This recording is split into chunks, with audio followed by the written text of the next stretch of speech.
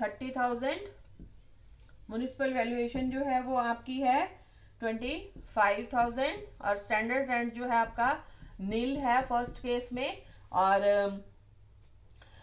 Actual rent जो है वो है 28,800। इसका मतलब ये वो कंडीशन है जहां पर स्टैंडर्ड रेंट जो है वो अप्लाई नहीं होता है। स्टैंडर्ड रेंट जो है अप्लाई नहीं होता है। Fair rental value, municipal valuation और एक्चुअल रेंट, तीन चीजें लेनी है। तो पहले फेयर रेंटल और म्युनिसिपल वैल्यूएशन में से जो ज्यादा होगा, और फिर एक्चुअल रेंट के साथ कंपेयर करेंगे। एक्चुअल रेंट क्या है 28,800, जो दोनों में से ज्यादा होगा 30,000। कितना आ गया 28,800 है, और ऊपर जो है 30,000, जो भी दोनों में से ज्यादा होगा 30,000। और उसमें उसने नीचे लिखा हुआ है कि पेड फॉर प्रीवियस ईयर 19-20 आपको म्युनिसिपल टैक्सेस पे कर दिए हैं, तो उस हाउस की एनुअल वैल्यू कितनी हो गई 27,500। उस घर की एनुअल वैल्यू कितनी हो गई 27,500। म्युनिसिपल टैक्सेस हमने उसमें से लेस कर दिया। अब तक जो क्वेश्चन दिए पहले हमने करे हैं उनमें म्युनिसिपल टैक्सेस जो हैं वो लेस नहीं किए हुए, ठीक है, उसमें म्युनिसिपल टैक्सेस जो हैं आपके लेस नहीं किए हुए। अब सेकंड केस में क्या है, fair rental value 25,000, municipal valuation 27,000, जो भी दोनों में से ज्यादा होगा 27,000। स्टैंडर्ड रेंट नहीं दिया हुआ इस केस में भी, और एक्चुअल रेंट दिया हुआ है 30,000, जो भी दोनों में से ज्यादा होगा, यानी क्या हो गया 30,000। 27,000 और 30,000 में से जो भी ज्यादा होगा। उसके बाद उन्होंने लिखा है कि उसने 2 सालों का इकट्ठा म्युनिसिपल टैक्स पे किया, 18-19 और 19-20, 18-19 एंड 19-20। कितना पे किया 5,400। म्युनिसिपल टैक्सेस जो हैं वो लेस हो जाएंगे, तो आपके पास क्या आ जाएगा 24,600। 24,600 क्या आ जाएगा 24,600 जो है उसकी एनुअल वैल्यू जो है वो आ जाएगी। तो ये आपने जो है वो करना है। और आपने ये सेकंड केस हो गया हमारा, एनुअल वैल्यू हो आ गई। थर्ड केस जो है हमारा क्या कहता है, fair rental value 28,000, municipal valuation 29,000, जो भी दोनों में से ज्यादा होगा, क्या ज्यादा है 29,000। यहाँ पर भी जो स्टैंडर्ड रेंट है वो नहीं दिया हुआ, एक्चुअल रेंट दिया हुआ है, रेंट रिसीव 27,600, जो दोनों में से जो भी ज्यादा होगा 29,000। 29,000 में से उन्होंने कहा है कि पेड फॉर 19-20 एंड 20-21 5,800। 2 सालों के मैंने आपको बताया कि टैक्सेस जो हैं वो ड्यू बेसिस पर पेबल नहीं होते, बल्कि जब हम एक्चुअल पे करते हैं तभी उसकी डिडक्शन जो है वो मिलती है। तो 29,000 में से 5,800 जो है हमने लेस कर दिए, तो आपके पास क्या आ गया एनुअल वैल्यू जो है वो आ गई। एनुअल वैल्यू जो है वो आ गई लेस करके 23,200। 5,800 जो है वो हमने लेस कर दिए। अब फोर्थ केस देखो, उसमें फिर रेंटल वैल्यू आपको नहीं दी हुई। जैसे मैंने बताया था कि कभी कभी हो सकता है ना दी हुई हो। क्या दिया हुआ है 25,000, तो कंपेयर करने के लिए कुछ नहीं है, इसलिए दोनों में से जो भी ज्यादा है। लेकिन इस केस में हमें क्या दिया हुआ है, स्टैंडर्ड रेंट 30,000। 25,000 का 30,000 के साथ कंपेयर करेंगे 30,000 के साथ, तो जो भी दोनों में से कम होगा 25,000। और फिर एक्चुअल रेंट से कंपेयर करेंगे। एक्चुअल रेंट जो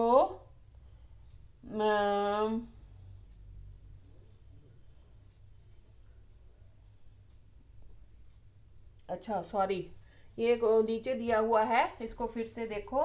20 स्टैंडर्ड रेंट कितना है 24,000, जो भी दोनों में से कम होगा। क्या कम है 24,000। और फिर एक्चुअल रेंट से कंपेयर करेंगे। एक्चुअल रेंट कितना है 30,000, जो भी दोनों में से ज्यादा होगा, जो भी दोनों में से ज्यादा होगा, यानी एनुअल वैल्यू कितनी हो गई 30,000। और म्युनिसिपल टैक्सेस उन्होंने लिखा है नॉट पेड, तो हमने नहीं पे किए तो हम लेंगे भी नहीं, इसलिए एनुअल वैल्यू क्या हो जाएगी 30,000। एनुअल वैल्यू क्या हो जाएगी 30,000।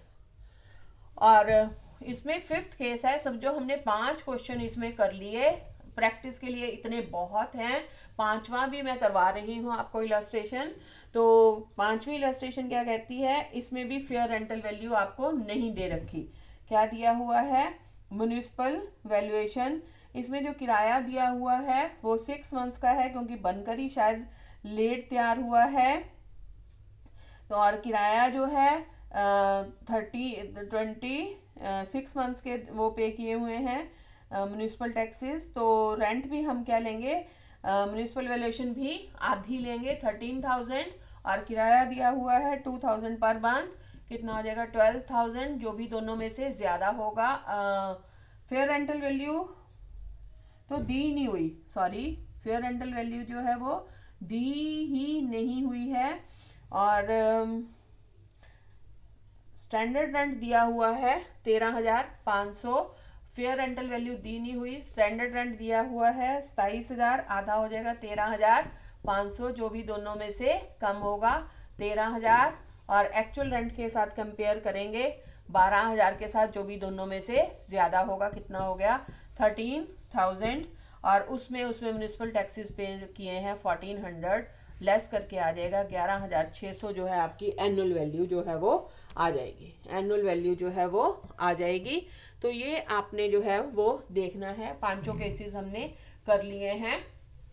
उसके बाद जो है आपका आता है कि दूसरा केस है, वो कहते हैं कि gross annual value of a house is 1 lakh, municipal valuation, municipality charge 20% of municipal value, however the landlord can pay municipal taxes 15% for 10 years in advance, and in that case no tax shall be charged from in future. Mr. X paid 1,50,000 to municipality during the previous year, compute the annual value of the house. इसमें सिर्फ जो है municipal valuation दी है, ना fair rent दिया हुआ है, ना एक्चुअल रेंट दिया हुआ है। इसको ही हम क्या मान लेंगे, एनुअल वैल्यू जो है वो मान लेंगे। तो एनुअल वैल्यू क्या हो गई 1 लाख, और वो कहते हैं कि वैसे 20% म्यूनिसिपल टैक्स लगता है, तो उस हिसाब से उसको 20,000 हर साल पे करने पड़ेंगे। लेकिन वो कहते हैं कि अगर 10 साल का एडवांस पे कर देता है तो उसे कभी भी म्यूनिसिपल टैक्सेस पे जो है वो नहीं करने पड़ेंगे। तो वहाँ पर अब उसने क्या सोचा कि मैं इकट्ठे पे कर देता हूँ, मुझे बेनिफिट है, और उसने 10 साल के इकट्ठे पे कर दिया तो लाइफ टाइम कोई पेमेंट नहीं करनी पड़ेगी। म्यूनिसिपल वैल्यूएशन 1 लाख है, यही इसकी क्या बन गई एनुअल वैल्यू, क्योंकि और कोई वैल्यू नहीं दी हुई। तो उसमें से हम जो है म्यूनिसिपल टैक्सेस जो उसने 10 साल के इकट्ठे पे कर दिए 15% के हिसाब से, 1 लाख का 15% कितना हो गया 15,000, और 10 ईयर्स के उसने इकट्ठे पे कर दिए तो कितना हो गया 1,50,000। तो माइनस 1,50,000, तो उसकी इनकम किस में चलेगी, माइनस में चलेगी, -50,000। जहां भी आगे हम जाके मैं बताऊंगी कि इसको जो है बाकी इनकम में क्या किया जा सकता है।